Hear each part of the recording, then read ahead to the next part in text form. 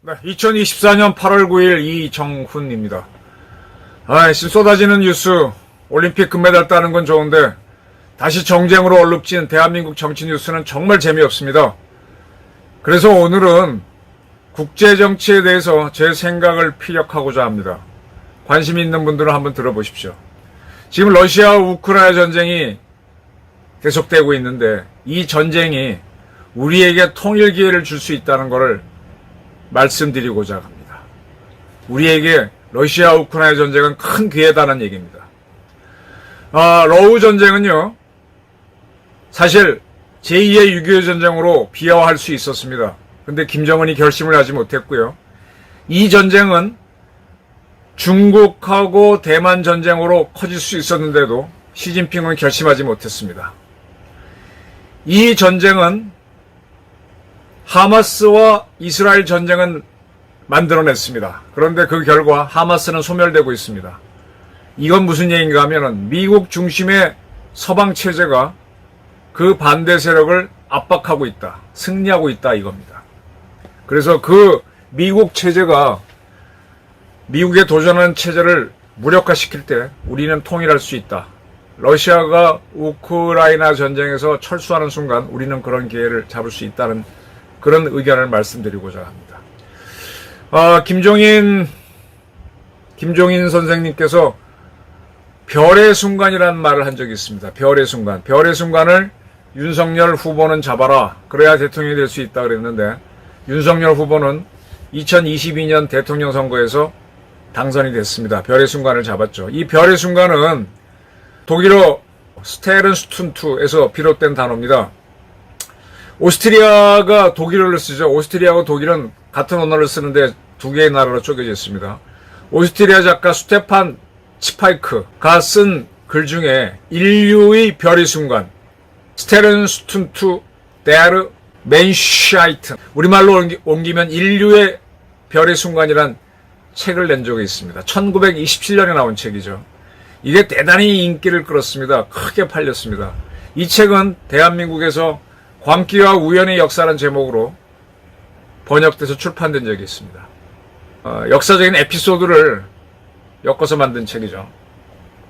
역사는 광기와 우연으로 만들어졌다, 그런 얘기입니다. 여기서 이 작가인 슈테판 치파이크는 별의 순간이라는 말을 써서 이 별의 순간이 이 정치학계도 많이 유행하게 됐고, 이거를 김정인 씨가 이야기하면서 별의 순간을 잡아야만 기회가 온다. 김종인 씨는 저한테 이렇게 얘기했어요. 서독의 콜 총리가 굉장히 영리한 사람이다. 냉전이 종식되는 시기에 동독에서 분란이 일어났을 때 동독과 통일을 하려고 마음먹고 큰 결심을 내렸죠. 그게 뭔가 하면 동독의 종주국인 소련에게 100억 달러에 대한 차관을 주겠다라고 하면서 이 동독 문제는 독일인들이 알아서 하라라는 선물을 받아내죠. 그러니까 기회는 왔는데 그때 별의 순간에 왔을 때 100억 달러라고 하는 엄청난 돈을 소련에게 줘서 소련이 우리는 동독에서 군대를 빼낼 테니까 동독 문제는 서독과 동독이 알아서 하라. 이렇게 이제 결정적인 순간에 투자를 하는 사람이 있어야 되죠. 그게 별의 순간입니다. 김정인 선생은 저한테 그런 얘기를 하면서 이 별의 순간을 잡아야만 큰일을 할 수 있다고 얘기했었습니다. 이 별의 순간이 지금 대한민국에 오고 있습니다. 뭐냐? 러시아 우크라이나 전쟁이 끝날 때가 별의 순간이 될 수 있다. 저는 그 말씀을 드리는 겁니다. 지금 러시아가 우크라이나를 침공한 지 한 2년 반 정도 지났죠. 2022년 2월 달에 쳐들어갔는데 지금 2024년 8월이니까 한 2년 반이 지났습니다. 정확한 통계는 안 나오는데 2년 반 동안 우크라이나에서 사망하거나 죽은 러시아 군인들이 40만에서 70만으로 추정이 됩니다. 이건 영국 이코노미스트가 추정한 거예요. 나름대로 공식은 있는데 설명드리지는 않겠습니다. 이코노미스트를 정확히 보시면 좋을 거고요. 프랑스의 공무원들은 한 15만 명 정도의 러시아 군인들이 죽었다.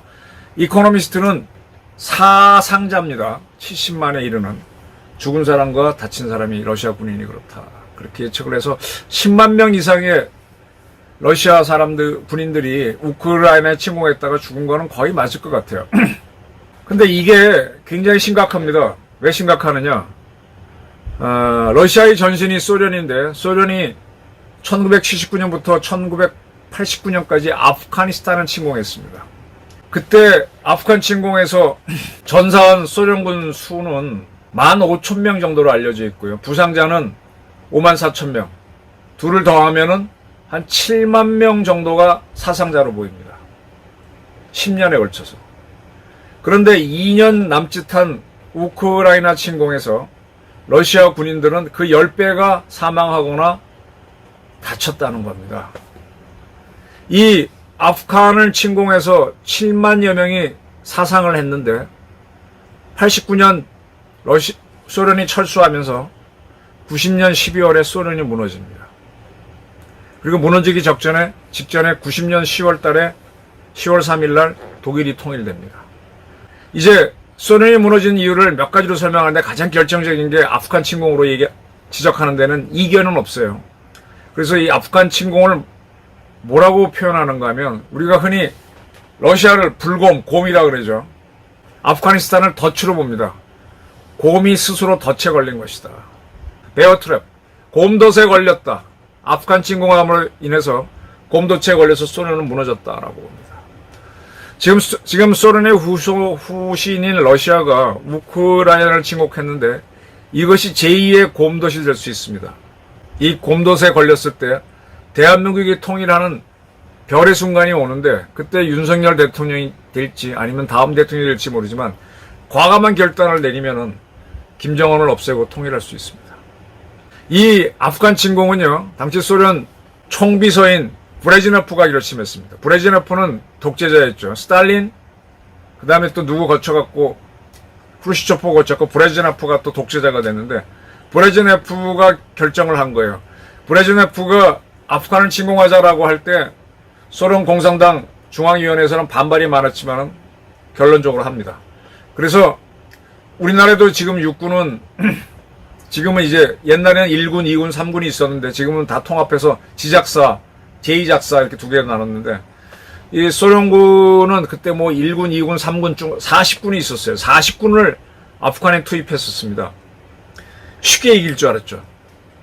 그런데 그 전쟁이 그때 걔네들이 얘기했던 게 특별 군사작전이었어요. 소련은 유엔 안보리의 이사국이고 그리고 유엔은 침략 전쟁을 하지 못하게 합니다. 그러니까 소련이 아프간에 쳐들어간 건 침략이죠. 침략이 아니란 걸 보기 위해서 스페셜 워크 오퍼레이션, 어떠한 작전이다, 특수작전이다.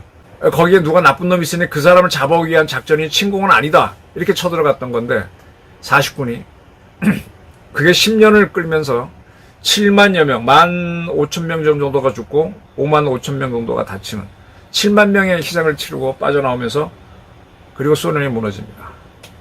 지금 러시아는 우크라이나를 역시 특별 군사작전, 스페셜 밀리터리 오퍼레이션 특수작전이라는 이름으로 쳐들어갔고요. 근데 지금 희생자가 그 10배가 넘고 있습니다. 그러면 소련 때보다 러시아가 국력이 강하지 않은데 러시아의 국력은 초토화됐다라고 볼 수도 있겠죠. 아직은 버티지만. 이 러시아가 버티지 못하면은 그때는 러시아가 무너지고 우리는 기회를 잡을 수 있다는 얘기입니다. 이 아프간 전쟁에서 소련이 실패하게 된 이유는요.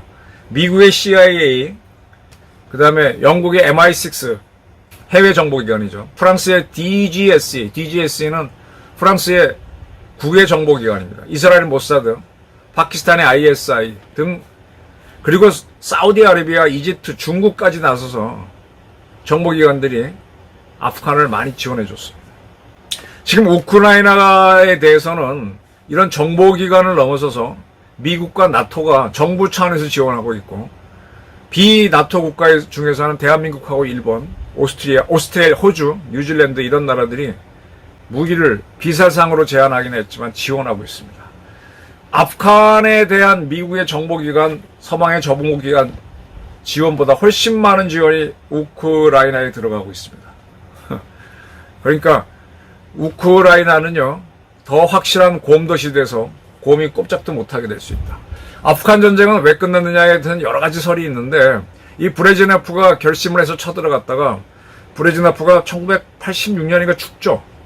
죽으면서부터 이제 반전이 생깁니다. 그 다음에 이제 브레즈네프 체제를 누가 이을까 서로 이해관계가 갈리니까 다 늙어서 곧 죽을 안드로포프, 그 다음에 체르노코가 먼저인지 안드로포프가 먼저인지 저도 좀 헷갈리는데, 이 늙은이 두 사람을 소련 공산당의 총비서로 옹립합니다.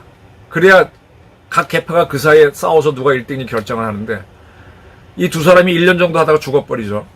그리고 나서 이제 고르바초프가 리더로 떠오릅니다.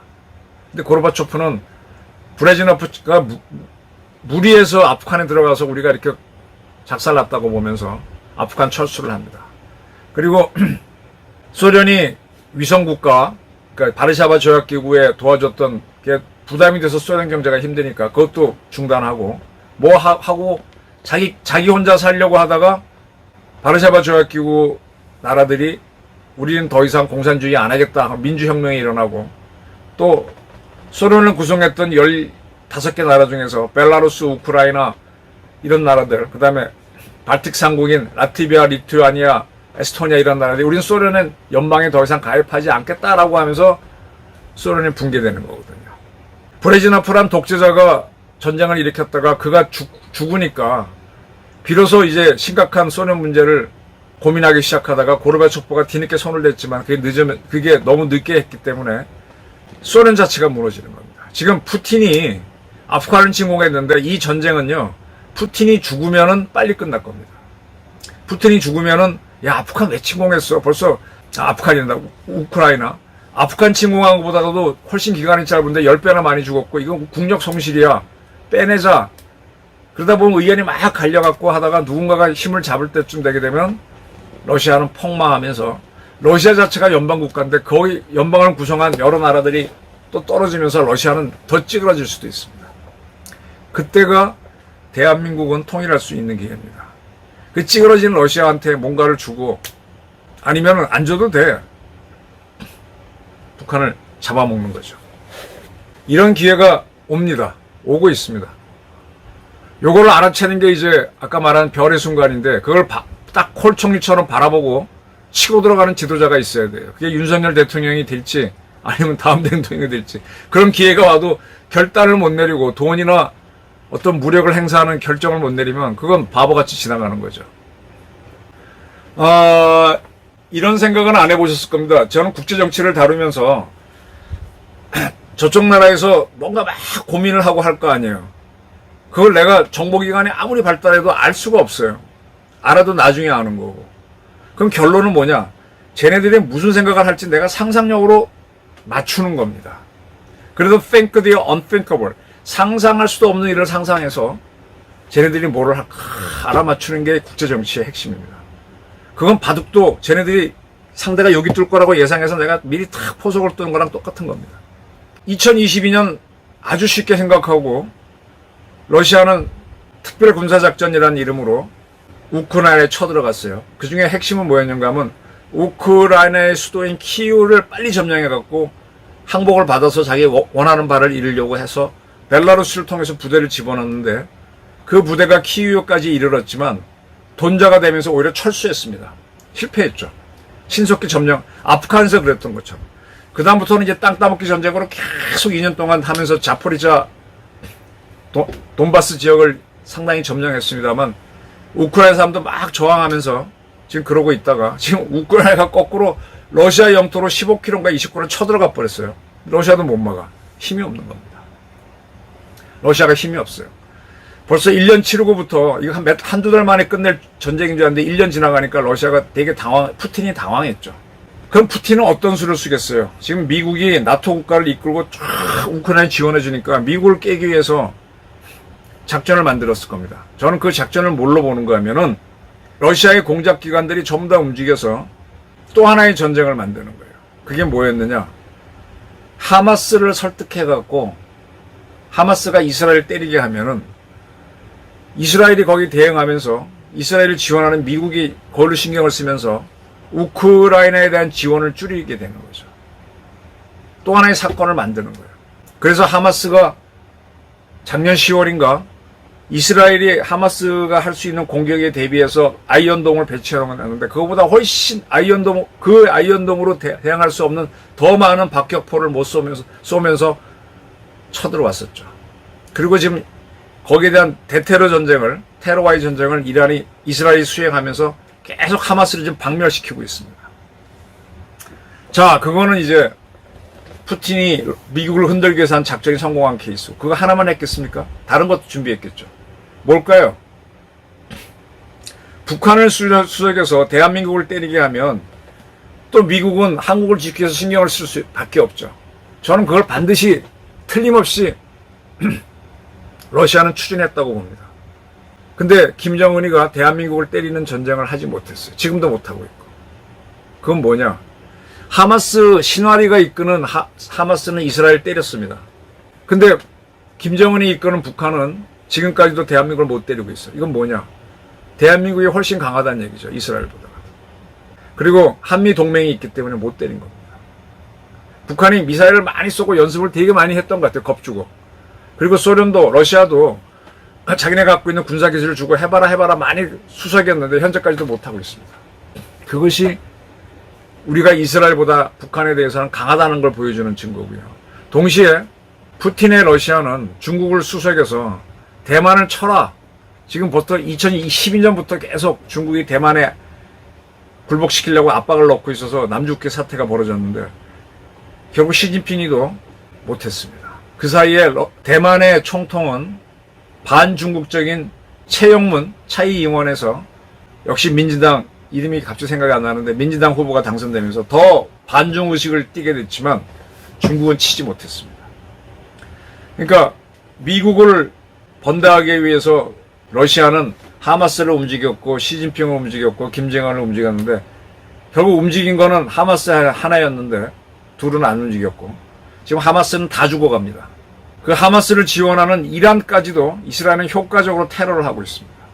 김정은은 그런 와중에 소련이 러시아가 요구한 대남 공격은 겁이 나서 못하고 러시아에 무기를 제공하겠다라고 하는 전략을 펼쳐갖고 지금 돈을 벌고 있어요. 그 돈으로 대한민국을 칠 수 있느냐? 뭐 위협은 강하겠지만 저는 쉽지 않을 거라고 봅니다.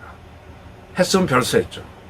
요걸 잘 보시면은 김정은이가 대한민국을 무지하게 두려워한다는 판단을 하실 수 있을 겁니다. 이게 우리의 기회입니다. 자, 이러다가 러시아가 우크라이나를 쳤는데 2년 반이 넘었는데 성과가 없고 거꾸로 자국 본토가 우크라이나 군한테 뚫리는 사태가 좀 얼마 전에 있었잖아요. 지금까지도 그렇고.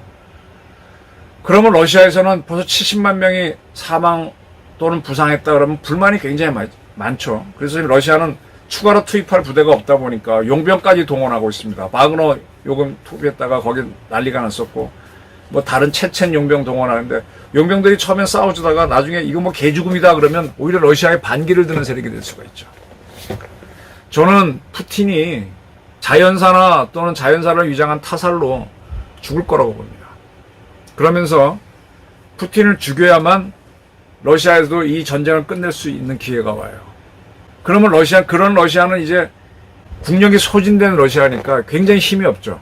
그때가 우리가 북한을 때릴 수 있는, 북한을 때리라는 게 전쟁하라는 게 아니라 북한을 상대로 통일 공작을 할 수 있는 기회라는 얘기입니다. 자, 8월 15일이 다가오는데 윤석열 대통령이 우리 통일부의 김영호 장관이 이끈 통일부가 민족 공동체 통일 방안을 수정하겠다. 이 민족 공동체 통일 방안, 북한하고 우리는 같은 민족이니까 같은 민족으로 통일하겠다는 게 이게 김영삼 정부 때 만든 민족 공동체 통일 방안인데 이 이름은 그대로 두더라도 방식은 다르게 하는 새로운 통일 방안을 내세우겠다 그랬습니다. 자, 이 통일 방안이 바로 소련 붕괴 직전에 동독하고 통일을 이뤄낸 서독의 통일 방안을 많이 참고한 거였으면 좀 좋겠다. 즉, 별의 순간이 왔을 때 뭐를 하라라는 그러한 지침이 있는 통일 방안이 되어야 된다는 거죠.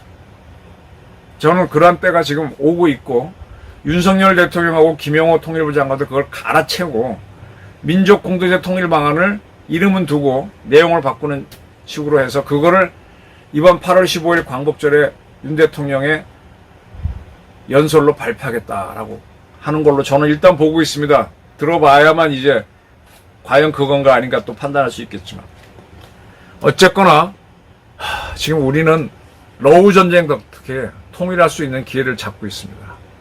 이 러우 전쟁에서 러시아가 유리했다면 북한이 제2의 유교 전쟁을 했었어야 되는데 못하고 있거든요. 중국이 대만을 때렸어야 했는데 못 때리고 있습니다. 이게 우리한테는 아주 좋은 기회라는 얘기예요. 그래서 저는 이 전쟁 났을 때부터 우크라이나에 대한민국이 갖고 있는 전쟁 살상무기를 주자라고 주장했거든요. 줘야만 이 전쟁이 끝난 다음에 우크라이나 복원할 때, 복구 사업할 때 우리가 더 많이 들어가는 거예요. 돈도 벌 수 있는 거죠. 이 러시아의 준동에 말려들었던 하마스는 지금 뭐 다 죽어가죠. 이게 바보짓. 이 바보짓을 김정은은 피했습니다만은 그럼에도 불구하고 러시아가 우크라이나 전쟁에서 푸틴이 죽거나 해서 빠져나올 때는 큰 위기가 온다는 겁니다. 그때 대한민국 리더 또는 저같이 언론을 하는 사람들은 별의 순간이 왔다. 결심을 해라. 덤벼들어라. 처음에는 가능성이 1%도 안 되겠죠. 근데 하다 보면 99%가 되는 거니까. 그 별의 순간을 아래채고 가는 대한민국 지도자나 여론 지도층이 있어야 된다. 오늘 뭐 친구들 만나서 이런저런 얘기하다가 술도 한잔 했고, 그러니까 뉴스 다루는 게 지금 너무 재미없어요. 제일 재미없는 이유는 이재명의 민주당이 하는 게, 얘 쪼잔해갖고, 맨날 똑같은 거 하고, 좀 치사해서. 그래서 좀 자유롭게 제 상상력을 포함시켜갖고, 국제정치를 설명드려야 되겠다라고 하니까, 오히려 저는 굉장히 편하네요. 저 째째한 이재명류, 김정은류하고 그 뉴스 다루는 게 전 성이 안 차요. 시시한 자들. 근데 이렇게 큰 구도를 보면요, 희망이 있습니다. 다행히 이재명이 저렇게 분탕질을 치고 해도 대한민국 경제는 죽지 않지 않습니까? 별의 순간이 왔다. 김정은은 겁먹었다. 이걸 이해하시면 한반도 문제를 보는 눈이 확 뜨일 수 있다고 저는 감히 자신하는데 어떻습니까? 네. 긴 제 이야기 들어주셔서 감사합니다.